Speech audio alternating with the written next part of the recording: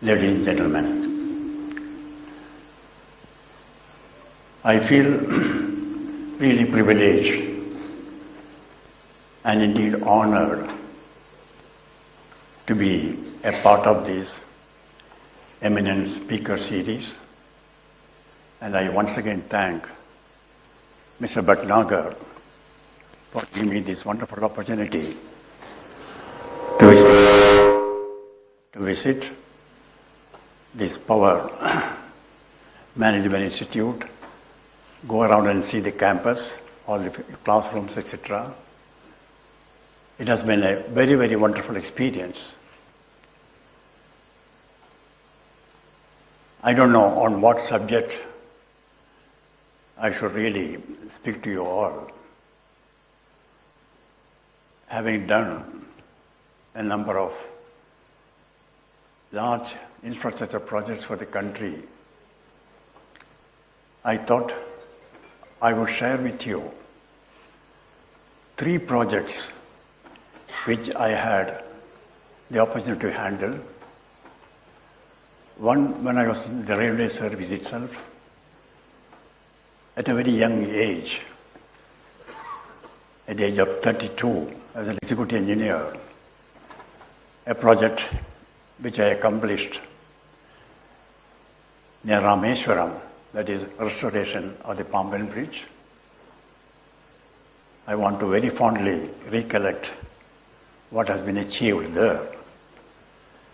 The other 2 projects are after I retired from the Indian Railways service and took up.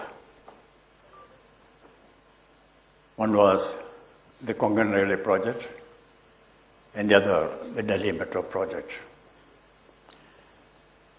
Ladies and gentlemen, in handling these projects, one project was handled as a department work of the Indian Railways, that is restoration of the Pamban Bridge. The other 2 were handled as public sector undertaking like NTPC, Power Grid Corporation, NTPC, etc. What are the challenges? What are the problems met with? And how we were able to get over these problems and deliver the projects on time and at the estimated cost. That is very important. The Pamban Bridge restoration is a very remarkable type of work that I had to do. You must have heard about the Pamban Railway Bridge, which is about 2 kilometers in length, connecting Rameswaram Island with the mainland of India. This bridge, which was built at the end of 19th century, it was a meter gauge railway bridge at that time. This bridge got washed out through a series of tidal waves. I'm calling them tidal waves because it was really a tsunami.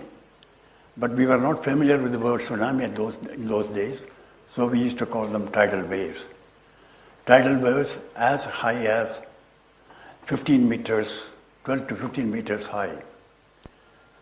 This happened on the night of 24th December 1964. And these tidal waves in the night washed away. This bridge consists of 146 spans of 40 feet girders, plus what is known as a Shersa span.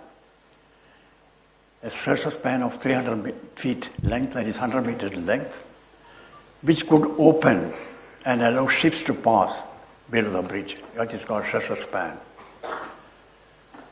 And out of these 146 spans of this bridge, 126 spans got washed away by the tidal waves. And serious damages caused to the Shersa span, which could not be operated because the damage caused to it. More than that, one full train having about 250 passengers, which is going from Mandapam, that is Mandapam to Rameshwaram and Dhanushkodi. Dhanushkodi was the terminus at that time of the Southern Railway. This whole train was washed out completely. And there was not even a single survivor from this train. The whole train was washed out. And because in those days, it was predominantly wooden body coaches. The wooden coaches came back to the shore after 3 days and 4 days. Just the superstructure of the coaches only came back. Not even a single survivor to tell us what really happened. And this happened, as I told you, on 23rd night, 1964. At that time, I was only an executive engineer in the railways, just 32 years old, and I was having my Christmas holidays in my native place. And on 26th, I received summons from the chief engineer, asking me to report immediately to Southern Railway headquarters at Chennai, and said that I have been picked up among the engineers in South for the restoration of this bridge. When the bridge was so badly damaged, there was aerial survey conducted to see the damages.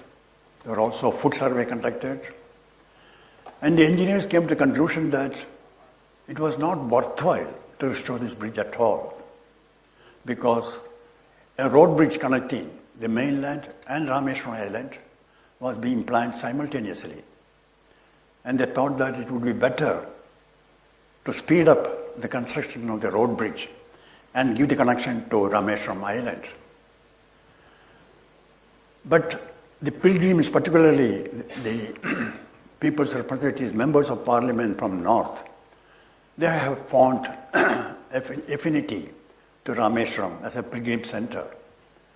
In the parliament, there was huge demand that the railway bridge should be restored and communication established as early as possible. A report was called from Southern Railway, who reported that it would take minimum 6 months' time to restore the bridge, because in the process, 126 spans were washed out. When I say spans were washed out, it is the girders which were washed out and the track.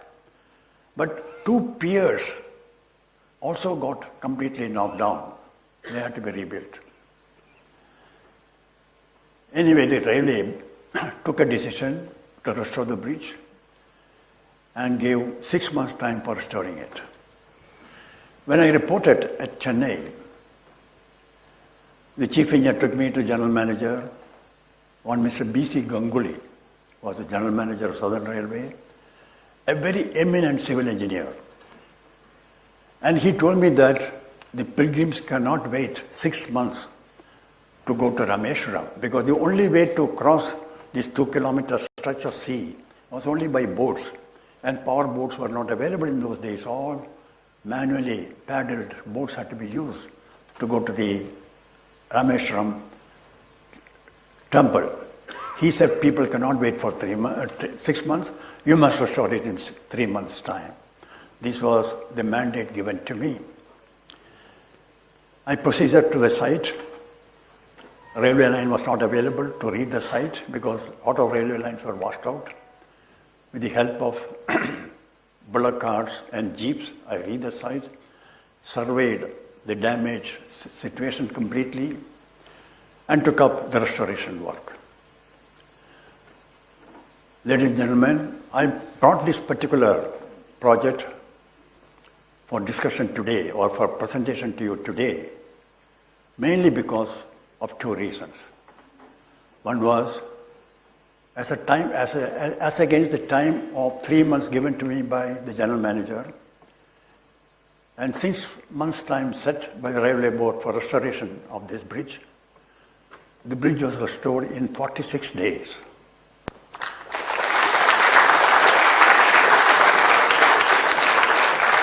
The railway's own estimation was 6 months' time. There was a reason for it, because 126 girders were simply washed out.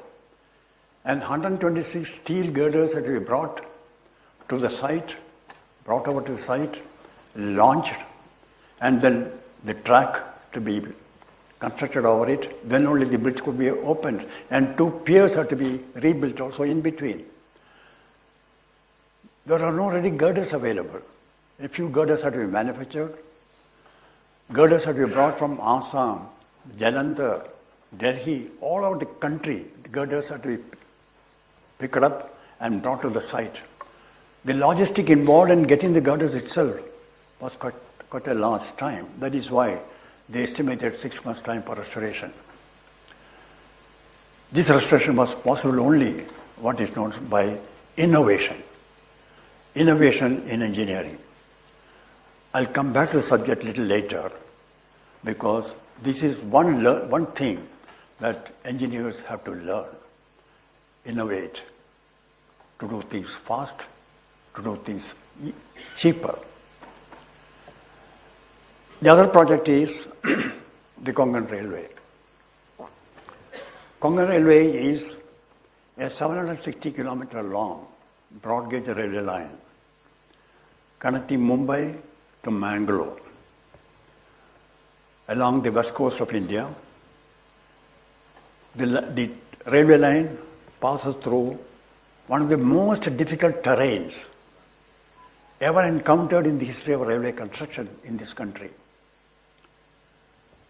This will be evident to you when I mention that for constructing this Konkan Railway, as many as 93 tunnels for a total length of 83.5 kilometers have to be bored through some of the hills with very treacherous soil conditions. What is known as lateritic soil conditions, very treacherous soil conditions for doing tunneling. There were 149 major bridges to be constructed.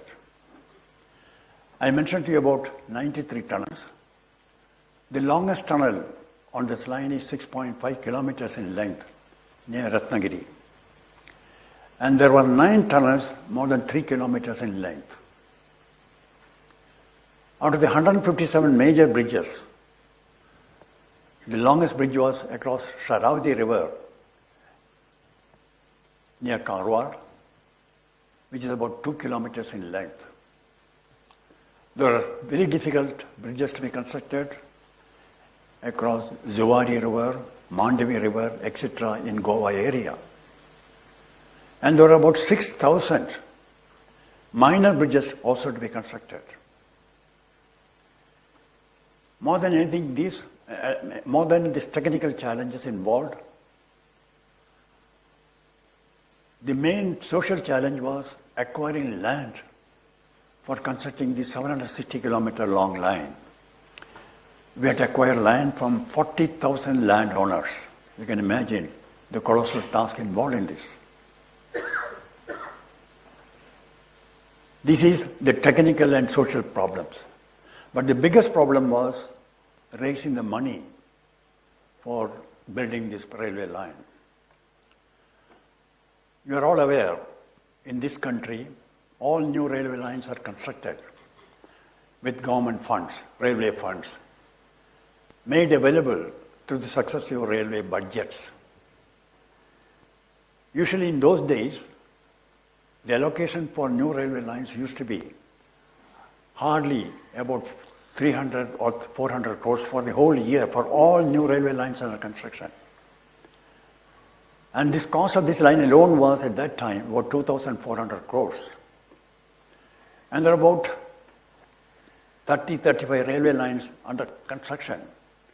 So if Konkan Railway was to be constructed, out of the railway owned allocation of funds, it would have taken about 35 years for completing this to get the money required for the project. So a very innovative scheme for raising funds for the project was evolved. What I would call a financial engineering as such was done to see that the project was completed. The scheme was to rope in all the state governments along the route, Maharashtra, Goa and Karnataka, and Kerala as well. 4 state governments and Indian Railways. So a joint company was formed, known as Konkan Railway Corporation Limited, with 51% share by Indian Railways and 49% share held by the 4 state governments, in proportion to the length of the railway line in each state. The line does not go to Kerala at all, but the people staying in Kerala were the biggest beneficiary of this line. The benefit was mainly in reduction in the travel length. By constructing this line, the distance from Bombay to Kochi got reduced by 650 kilometers. You can just imagine what is the advantage in 650 kilometers reduction in journey length and journey time as well. What will come out of it? The state governments were initially most unwilling to be partners because they said railway is a central subject and we have nothing to do. Why should we spend money for the Konkan Railway project? The railways themselves should do it. It was a Herculean task going to each of the state governments and getting their consent to be part of the whole project and getting their agreement to fund their share of the project. This could not be done by the politicians.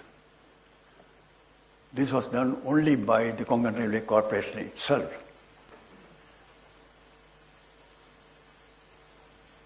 The Konkan Railway, many of you may not be aware that this is the only railway line in the country today which can take up trains, which can run trains at 160 kilometers speed. We have trains running at 120, that is Rajdhani Expresses running at 120 kilometers. There are Shatabdi Expresses running at 130 kilometers per hour. But the railway track itself permits only 110 kilometers generally, highest speed. And because the special type of coaches used for these trains, only we are able to achieve 130. But Konkan Railway track has been designed in such a way that it can run trains at 160 straight away, provided we have engines and coaches which are fit to run at that speed. Today we don't have them. That's why the speed potential of Konkan Railway is not fully utilized. With all these technical challenges involved on Konkan Railway and the challenges involved in raising money for the project, this gigantic railway project was completed at a ridiculously short time of 7 years. This is, and this railway line was handed over to me the day I retired from the Indian Railways as member of the Indian Railway Board. The then Railway Minister, Mr. George Fernandez, decided that I should head the Konkan Railway project as its chairman and managing director. Why I mentioned this railway project, the difficulties involved in raising money, the technical challenges involved, and the social impacts of acquiring land from about 40,000 people. These things should be in your mind, how this was possible. Then only we'll understand what is possible if there is a determination and a willingness to take up such challenging projects. The third project is Delhi Metro. Ladies and gentlemen, for your information, Delhi Metro is not the first metro line in this country. That distinction goes to Calcutta Metro, which was started in early 1960s and got completed in 1994. I had the privilege and opportunity to be part of the Calcutta Metro as the Deputy Chief Engineer Planning in those days. That was my role in the Calcutta Metro. But I was only involved in the planning and design of the civil structures. By the time actual construction started, I had to leave Calcutta Metro and go for another assignments given to me. But the Calcutta Metro experience was not particularly a pleasant one, either for the city of Calcutta itself or for the country as a whole. You may wonder why. This 11-kilometer long railway line, metro line, mostly underground, but about 2 kilometers above ground, took 22 years. This 11-kilometer metro line took 22 years for completion, and the cost went up by 14 times. Not only that, during the construction of this line, the city of Calcutta was put under very serious difficulties and inconveniences. The central avenue of Calcutta was just cut open and kept like that for years and years. There were building collapses, there were very many accidents. With this difficulty in constructing a metro in Calcutta,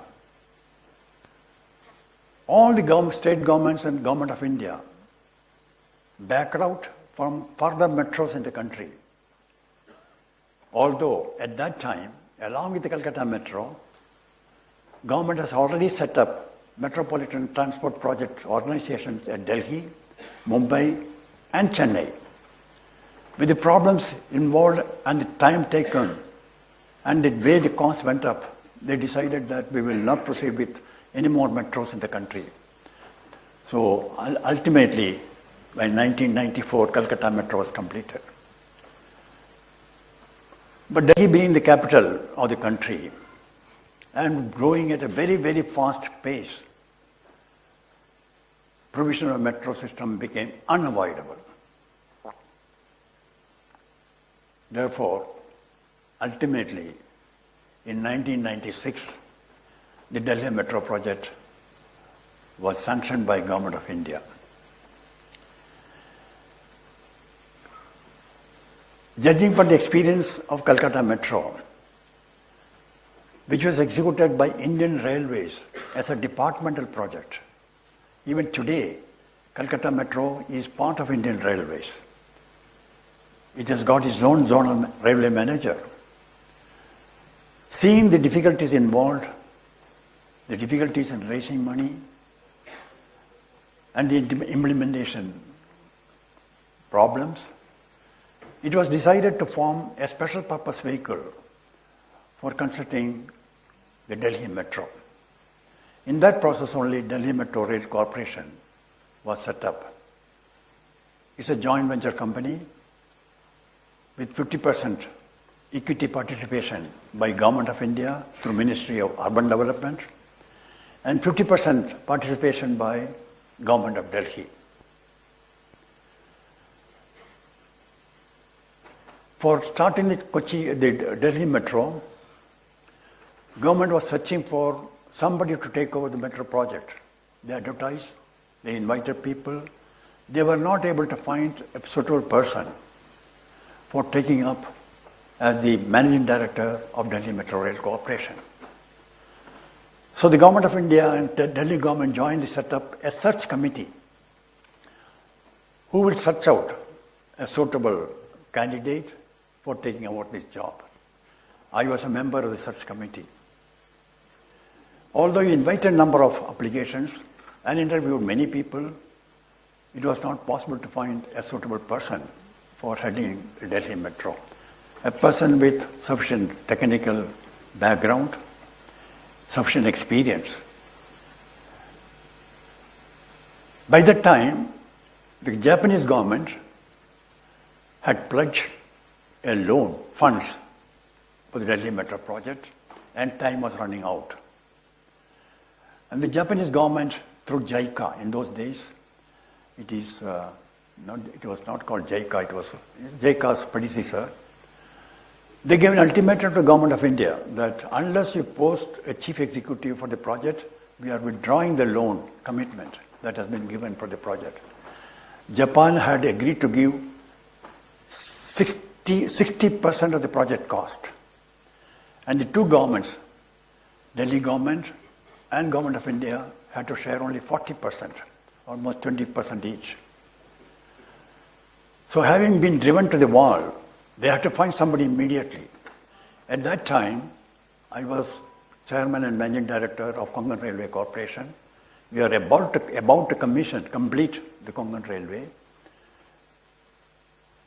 And the Delhi government decided that I should be picked up for the Delhi Metro project. I will not go into those details, what all problems they had to face to appoint me because Railway was not willing to release me from the Konkan Railway. The mandarins in the ministries, by the time I was already 65 years old, they said nobody can be employed above 65 for being the chief executive of a project of this type. There were lots of problems. At that stage, there was a very dynamic cabinet secretary, T.S.R. Subramaniam. He wrote on the file, if the Prime Minister of the country, Mr. Atal Bihari Vajpayee was the Prime Minister, he was 78 at that time. If the country could be run by a Prime Minister at the age of 78, why can't Delhi Metro be run by an engineer who is 65 years old?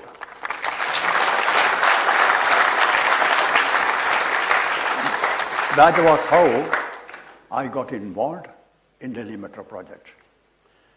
When I took over Delhi Metro project, I had two responsibilities: completing the Konkan Railway and taking up the Delhi Metro project as well.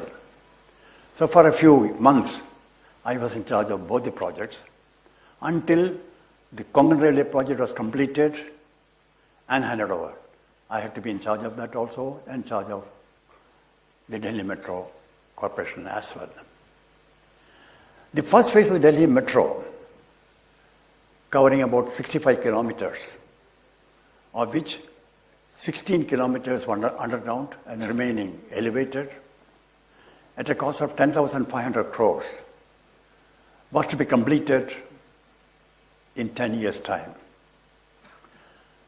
So when I took over, the mandate given to me was the first phase of Delhi Metro should be completed in 10 years' time. When I took over Delhi Metro, there was no office. There is nothing at all, not even a chair to sit. Fortunately, I had a chamber as the CMD of Konkan Railway, a chamber in Rail Bhavan. So I started functioning from that chamber as MD of Delhi Metro as well. Started building the organization, purchased an office to start with, and then started functioning. The first decision we took was a metro project for Delhi was already delayed very badly. And people of Delhi cannot wait for 10 years to have the luxury or the convenience of a metro. So we took a decision on our own that we would complete the first phase of the Delhi Metro in 7 years' time. Ladies and gentlemen, there was no compulsion from the government, either of the two governments. There was no directive from any government that the project time implementation period should be compressed to 7 years. That decision was taken by ourselves. And I'm happy to inform you that as against 7 years' time that we fixed for ourselves to complete the project, the first phase of the Delhi Metro was completed in 7 years and 3 months. Almost 2 years and 9 months ahead of schedule. And more important, the project was completed exactly well within the estimated cost of 10,500 crores. Encouraged by the success of the first phase, the government sanctioned the second phase of Delhi Metro as well. at a cost of 24,000 crores, covering 124 kilometers. The second phase was sanctioned immediately. And that also we took up. The time fixed for the completion of the second phase at that time was 6 years, because we thought that we have gained some experience. That was a time given by us. We'll finish it in 6 years' time. And we had all the experienced people with us. We could finish in time, in 6 years' time. After the second phase was started, the country had the opportunity to stage the Commonwealth Games in 2010, October. It had to be staged. And that gave only 4.5 years' time to complete the second phase. And the government requested us that the second phase should be completed in time for the Commonwealth Games, which gives only just 4.5 years' time. This 124 kilometers of metro. Just imagine, 11 kilometers Calcutta metro took 22 years, and here 124 kilometers of second phase of Delhi metro to be completed in 4.5 years' time. We took up the challenge. And ladies and gentlemen, I am very proud to inform you that the last line, line number 6 of Delhi Metro, was commissioned on the morning of the Commonwealth Games starting. So precisely, we completed this second phase. The morning the Commonwealth Games was inaugurated, that day the 6th line was completed. And on that day, about 75,000 people from Jawaharlal Nehru Stadium could be evacuated by the metro system in just 1 hour's time. That was possible only because the metro was available. And of course, naturally, when we finished Delhi Metro phase 2 in 4.5 years' time, mind you, this was the fastest metro construction in any city anywhere in the world. This could be done. The third phase was immediately sanctioned. Third phase covers about 145 kilometers, out of which some few kilometers have been already opened. It is going on.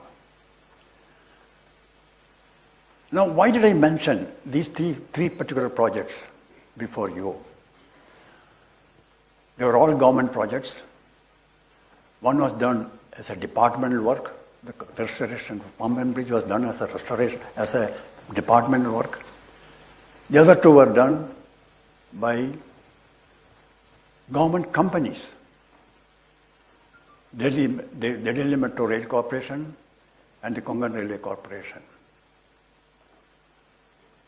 And you know, for the problems that normally faced by government companies in executing the project. Being government companies, we were under the purview of the normal governmental watchdogs. I would call them watchdogs, like the Central Vigilance Commission,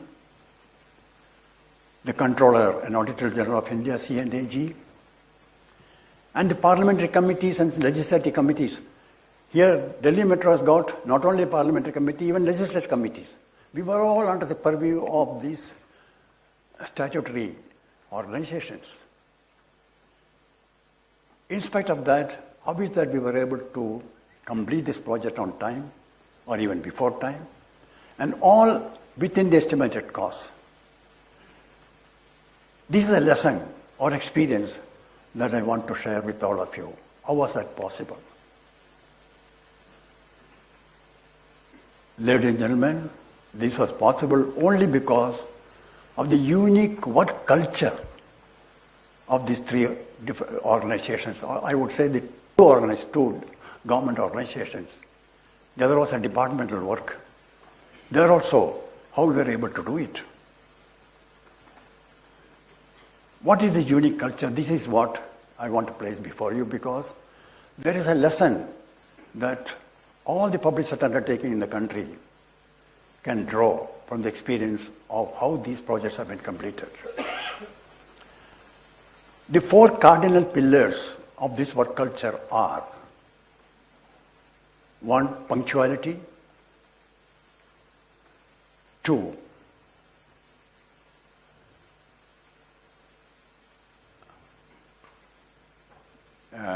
punctuality. 2, professional competence. 3, integrity. 4th, a social commitment. This was the cardinal pillars of this work culture.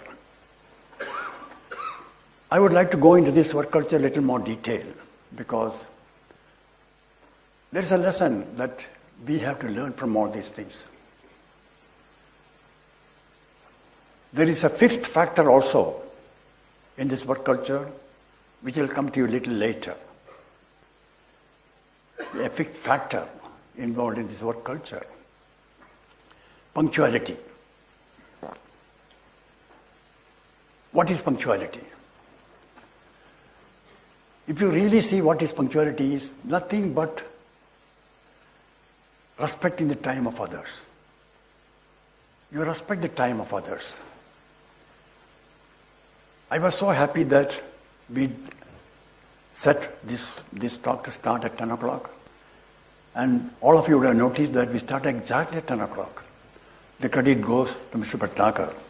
Of course, I was constantly reminding him that we should start exactly at 10 o'clock. In these 2 organizations, Konkan Railway and Delhi Metro, punctuality meant not 1 minute late or not 1 minute early as well. This fastidious outlook for punctuality is very important in any project implementation. Particularly in these 2 projects, because we knew that the Konkan Railway as well as Delhi Metro, these are projects meant for running trains. Ultimately, you have to run trains. And we realized that if we want our trains to be punctual, we have to be ourselves very punctual to start with. Everyone has to be very punctual. This punctuality is practiced in such a, as I told you, a very fastidious spirit in these 2 organizations. Very punctual in all matters. Not merely in attending the office, not merely in normal official engagements, even in social engagements, we wish to be very, very particular about this punctuality. And the emphasis on punctuality, what is the return that we have got out of it? Which will be very evident if you see the Delhi Metro, how it is functioning today. On an average, DMRC operates, Delhi Metro Rail Corporation, I'll call it DMRC, operates about 3,300 trains a day. World over, the punctuality of metro trains is judged by 3 minutes. If trains reach destination within 3 minutes of the published timetable, it is deemed to have full punctuality.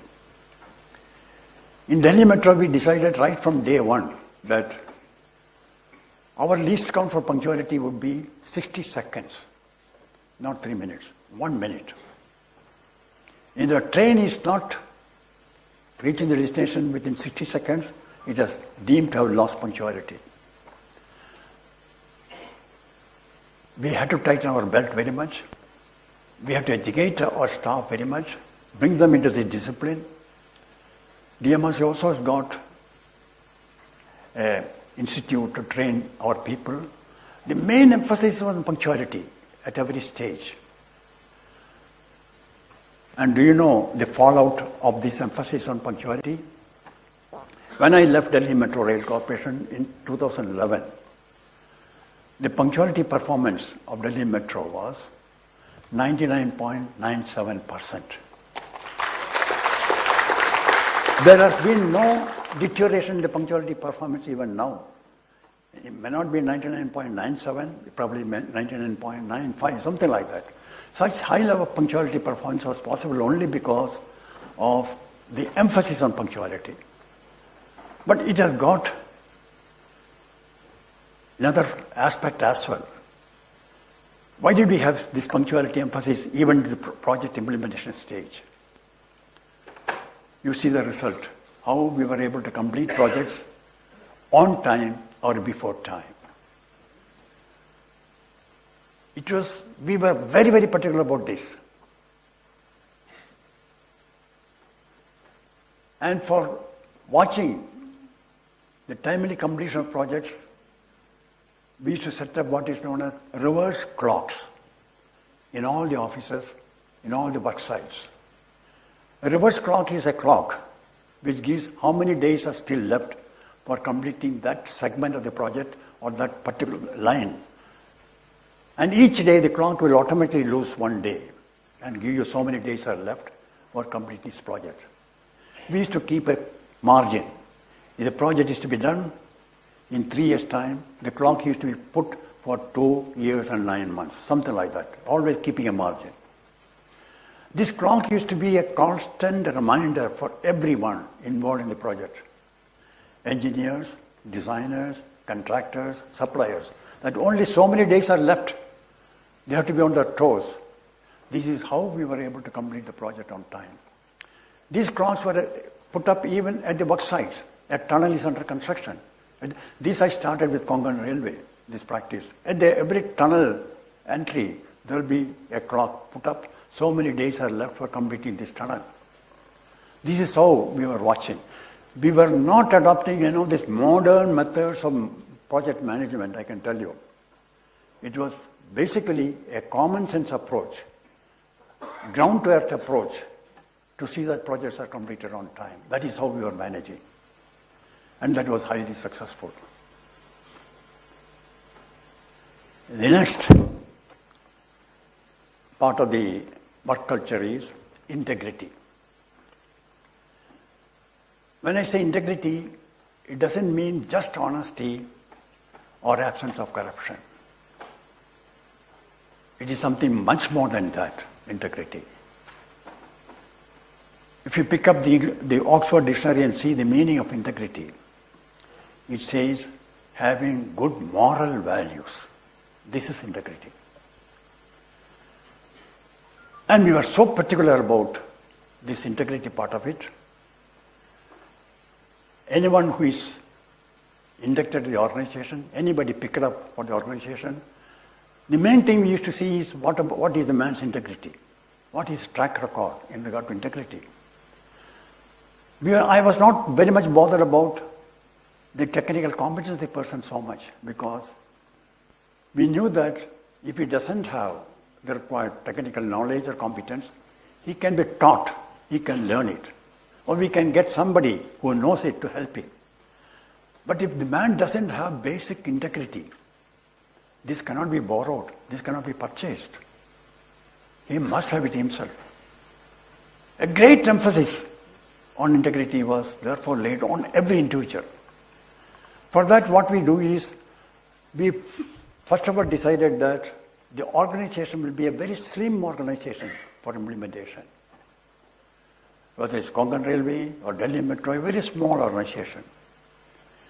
And we eliminated all unproductive layers of the organization at all. We knew that most of them are all engineering technical works. And the organization consists of only technical people. We hardly had any clerks, babus, except in the HR department and the finance department. In the technical side, nobody at all. Everybody will do his own work himself. More than that, there were no peons in the organization. You may not know probably this, that Delhi Metro does not have peons. They have peons only for the directors, that's all, and the managing director, personal peons. There are only peons attached to a section of the office for carrying files. Officers will carry their own files. Very few. There were no clerks, there were no peons, there were no stenographers, very few stenographers, except for the very senior officers. Otherwise, everybody will do his own work on the computer. That is how this organization is. A very slim organization. That also helped in having the decision-making process very fast. What I found was two things. Unnecessary layers in the organization,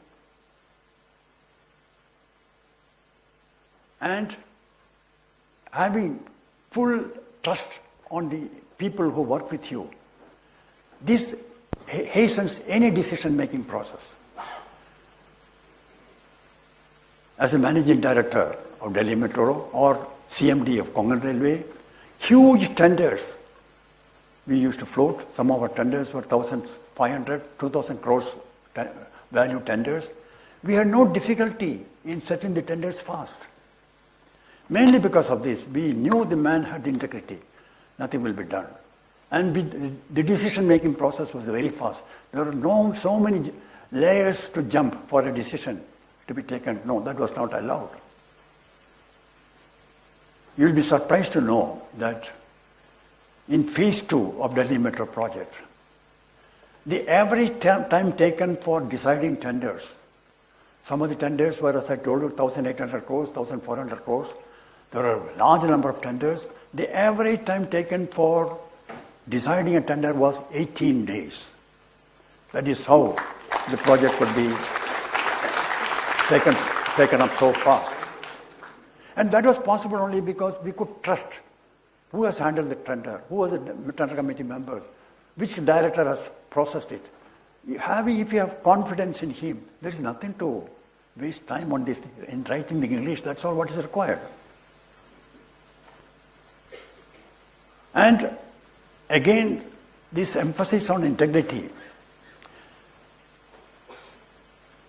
that also has its own values, I can tell you that.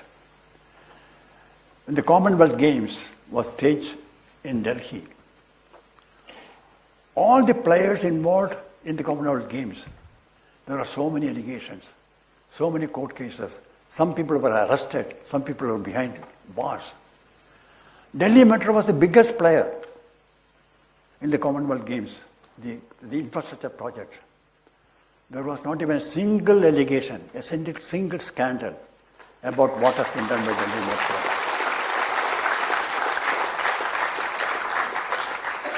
Ladies and gentlemen, this reputation for integrity is so important for any organization. If the organization, the top management has got this reputation, you don't have vigilance cases, you don't have audit paras. It is not that there are no vigilance cases in Delhi Metro. It's not that there are no audit paras. There is also a chief vigilance officer in Delhi Metro, the rank of a joint secretary to Government of India. But nobody was bothered about these things. If things are done that any decision taken in the best interest of the organization, nobody would question it. But if you only want to stick to the rules and regulations and procedures, there are problems, there are delays. The biggest litmus test for any decision is it in the best interest of the organization or not? If that is done, you can always justify your decision in any forum, at any level. It is possible. So integrity is most important for any. That is a very, very. That is the crown stone of the arch of the organization's philosophy. Integrity. The third thing I mentioned was professional competence. The two projects I mentioned, including the other project that the restoration of the Bombay Bridge,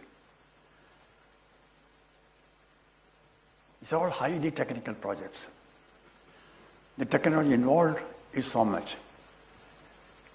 I mentioned to you about Konkan Railway. It has adopted frontline technologies in all areas of bridges, tunnels, embankments, railway track, everything. The latest technologies have been introduced there. Delhi Metro is such a complex, technically complex project, particularly in regard to signaling, power supply, power distribution, and rolling stock. How could we do all these projects unless you know the subject very well? True. When Delhi Metro Phase 1 was started up, This country did not have any experience or any expertise for planning, designing, or implementing a metro project. We did not have it. So what we decided to engage international consultants to assist us in this process. In that process, general consultants was engaged for phase 1 of the project. But mind you, we engaged them only for phase 1. By the time the phase 1 was completed, we learned the tricks of the trade. We were able to take up phase 2, phase 3, all by ourselves without the help of foreign consultants. And foreign consultants we had to keep only for namesake because of the compulsion of the lending agencies like JICA, World Bank. They insist that consultants should be kept. For that purpose, we used to keep a room, a chair for them just to be available there. But the whole thing was done by ourselves.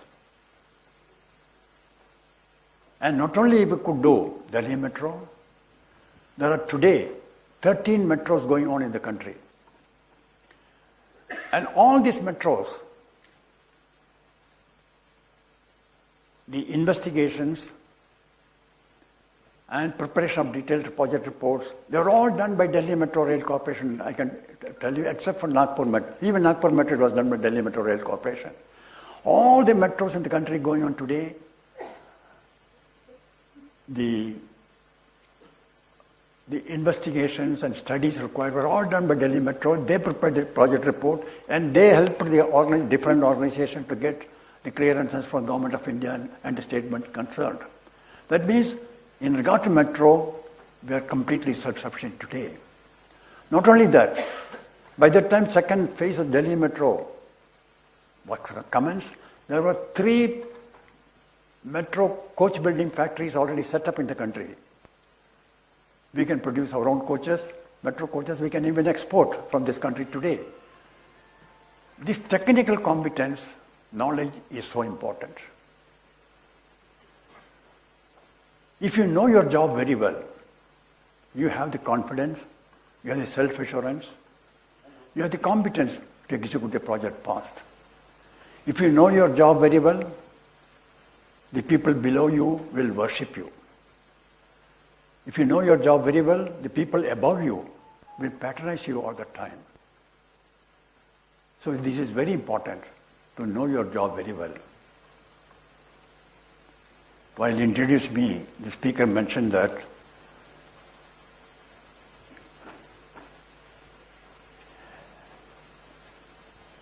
Jnanena sadrisam pavitram hena vidyate. He mentioned like that. There is nothing so sacred as knowledge. Ladies and gentlemen, whatever position you are holding, whichever post you are going to go later on, see that you know the job very well. It is very easy to pick up the knowledge. An organization like NTPC has got such an excellent training institution where you get opportunities to go again and again back to institute like this to learn things. You have access today with the internet and all at your fingertips. Knowledge can be acquired in no time. But most important thing is acquiring knowledge through observations, through studies. Going abroad, you may go abroad or any other place for very many things. But your particular field, keep special attention to learn things on your own. The first thing I did when I started Delhi Metro, at least Konkan Railway was a railway subject, only we had to go for the frontline technologies. But Delhi Metro, we had nothing at all. What I did was, the selected people, about 35, 40 senior engineers, I sent them all abroad to see various metros in the country, in the world, study their own areas, learn the techniques, understand the technology, come back. And they in turn became trainers for others. By the time we set up our own training institute as well. This is how we were able to make completely self-dependent in regard to the technical knowledge. This is very important for any organization, that you should have the latest frontline technologies at your fingertips. The fourth thing I mentioned was social responsibility.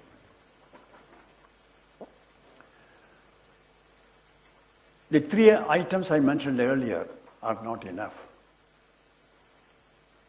There should be a commitment to serve the organization and through the organization serve the society or the nation. A desire, a passion, this is very essential. Whichever level you are occupying, your ultimate thing is it good for the country? Are we able to contribute something for the country? Fortunately, you all belong to NTPC, which has got a glorious record of service to this country, looking after almost 20 or 24% of the energy requirement of this country. This is a social commitment. I mentioned to you about Konkan Railway, which once completed reduces the distance from Bombay to Mangalore, Kochi, Trivandrum, etc. by 650 kilometers. The other day I was making a mental calculation. After spending 2,400 crores on Konkan Railway, what has the country got back? I found that if you take only Keralites people who serve in Bombay or north of Bombay, and if you take the number of people travel on this route and the money they save in regard to the travel cost, I found that this project has already, only through travel cost saving alone, about 24,000 crores have been saved to the country in last 20 years. I have not taken the time saved and converted into value, money value. How much money the country has saved. I have not taken that. Purely in travel cost alone, this is the saving that has gone. Such a project, if you are able to do it so fast,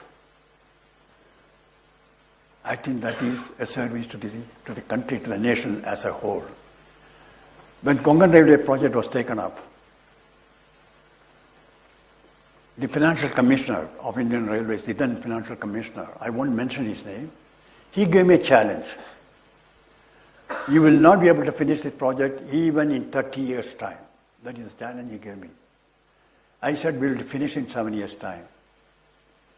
And we finished exactly in 7 years' time. We did not take 30 years for completion. Delhi Metro. What are the advantages the nation has received from the Delhi Metro? It is stupendous, I can tell you. Unimaginable. Can you ever think of Delhi today without the metro system? Delhi Metro today carries about 30 lakh passengers a day. This means about 3 lakh vehicles off the road. Delhi Metro is carrying the task of another 3 lakh passengers vehicles on the road. It is carrying out the task today, every day. Just what a saving, how the congestion can be reduced. Not only that, by running on electricity, the trains, and carrying 30 lakh passengers a day, the DMRC has been able to prevent 3 lakh tons of fossil fuel being imported in the country every year. So much of fuel savings.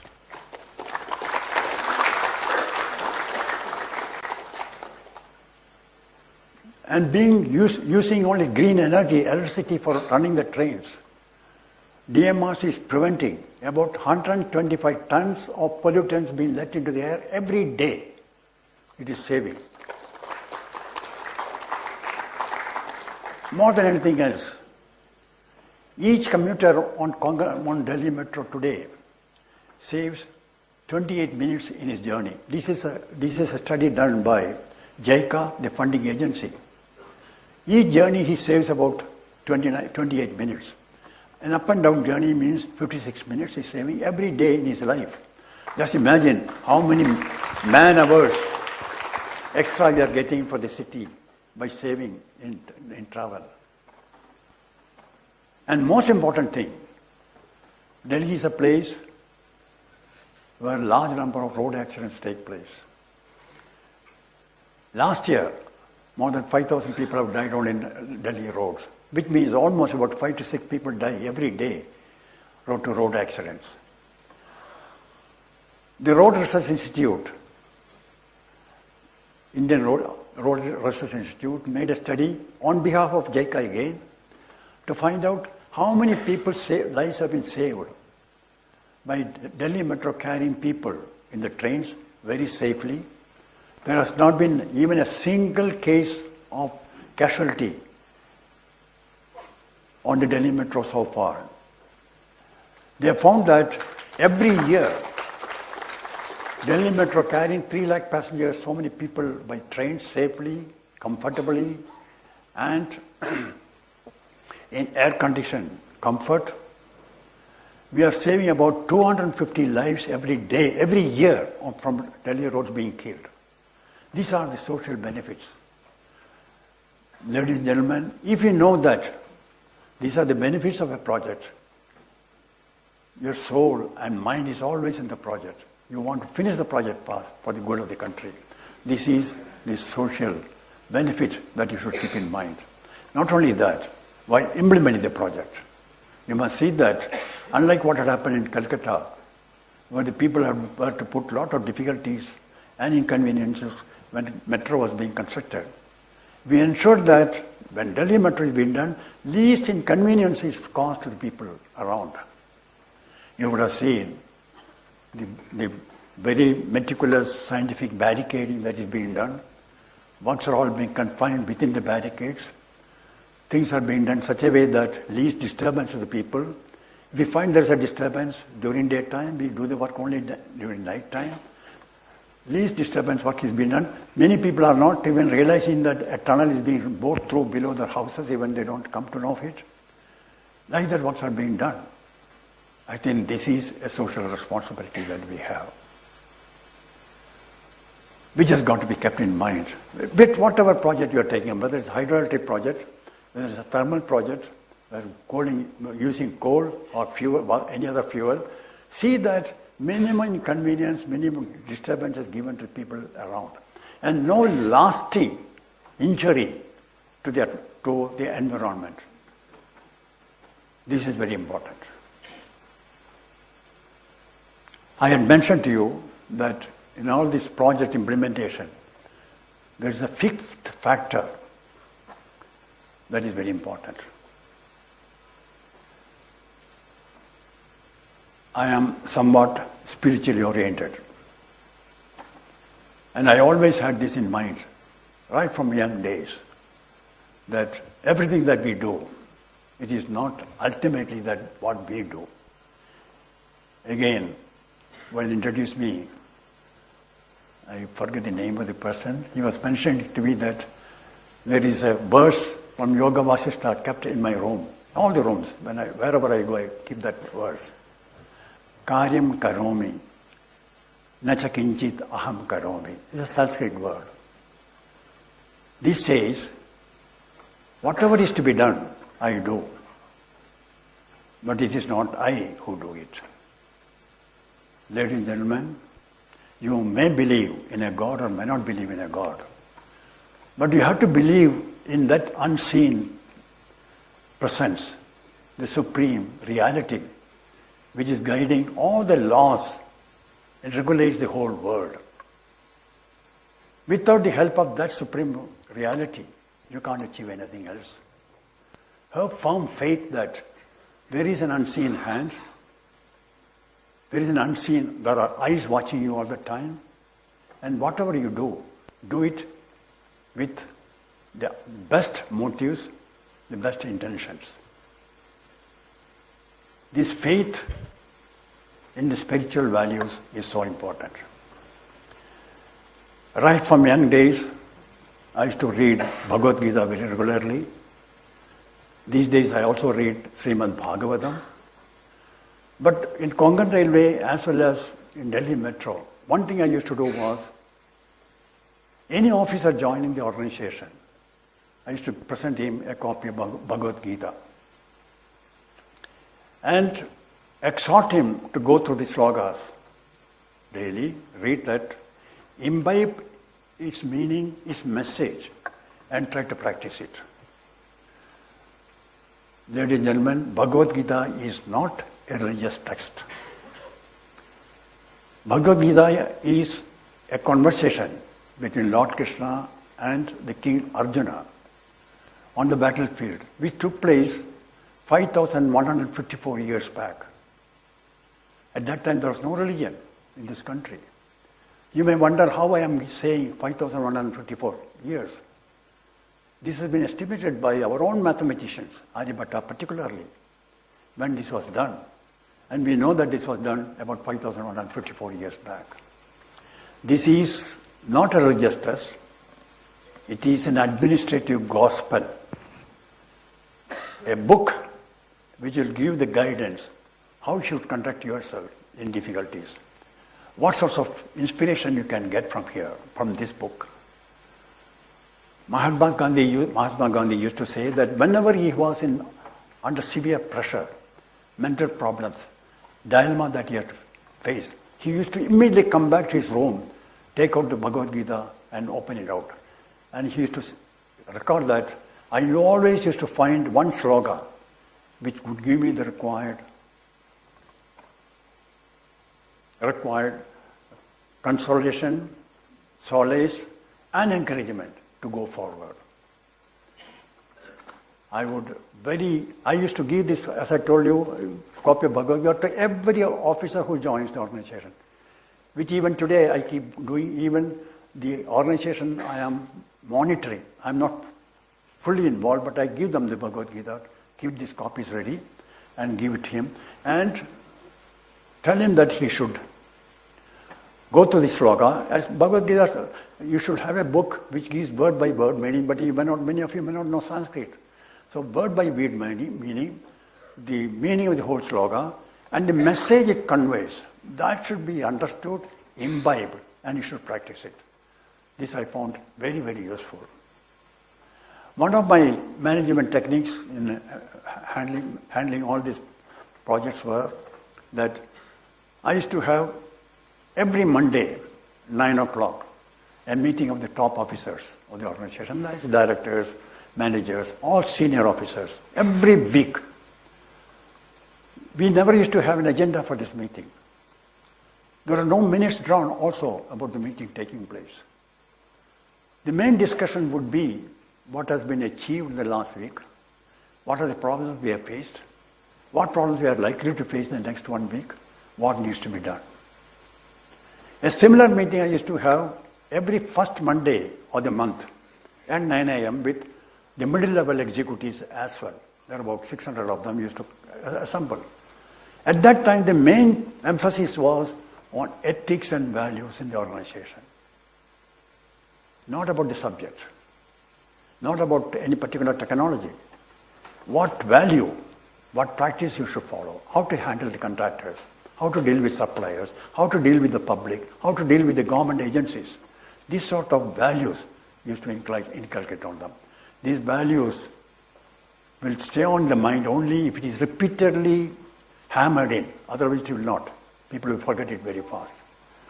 This I used to do very, very regularly. Ladies and gentlemen, this is a wonderful opportunity I got, thanks to Mr. Bhatnagar, to be present amongst you and talk to you on the 3 projects that I have.